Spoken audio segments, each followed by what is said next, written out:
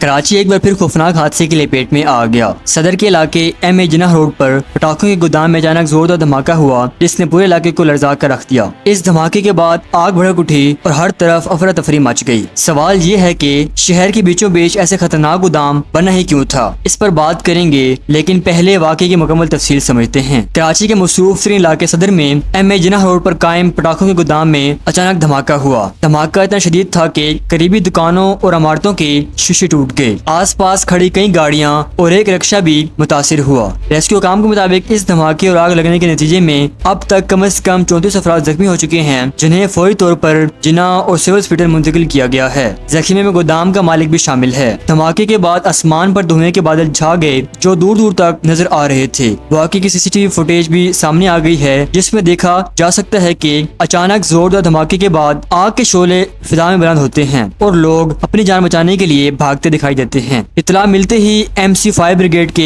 12 से ज्यादा fire tankers, एक स्नॉर्कल और बाउजर जाए वाक़े पर पहुंच गए और आग पर काबू पाने की कोशिश कर दी। पुलिस, रेंजर्स और SSU कमांडोज ने भी मौके पर पहुंचकर इमदादी कामों में हिस्सा लिया। इमारत की छत पर फंसे हुए कई अफराद को बाहिफाजत बाहर निकाला गया। वज़ीर आला सिंध सैयद मुराद अली शाह ने वाक़े का फौरी नोटिस लिया और कमिश्नर कराची को हिदायत दी कि जख्मियों को फौरी तिब्बी इमदाद फराहम की जाए और आग पर जल्द काबू पाया जाए। वज़ीर आला ने वाज़ेह कहा कि शहर और आबादी के बीच किसी भी ऐसी मवाद की तैयारी या जखीरा अंदोजी की इजाजत नहीं दी जा सकती जो आवाम की जानों के लिए खतरा बने। नाजरीन, ये पहला वाक़या नहीं है। इससे पहले भी कई बार शहर के गंजान इलाकों में पटाखों और आतिशबाजी के सामान की गैर कानूनी फैक्ट्रियों या गोदामों में धमाके हो चुके हैं। तहकीकात ये बताती है कि ज्यादातर मालिकान के पास न NOC होता है और न ही हिफाजती इकदाम। यही लापरवाही बड़े हादसात का बाइस बनती है। वाक़े के नतीजे में न सिर्फ दर्जनों अफराद जख्मी हुए, बल्कि करीबी दुकानें, गाड़ियां और इमारतें भी बुरी तरह मुतासिर हुई। माली नुकसान का अंदाजा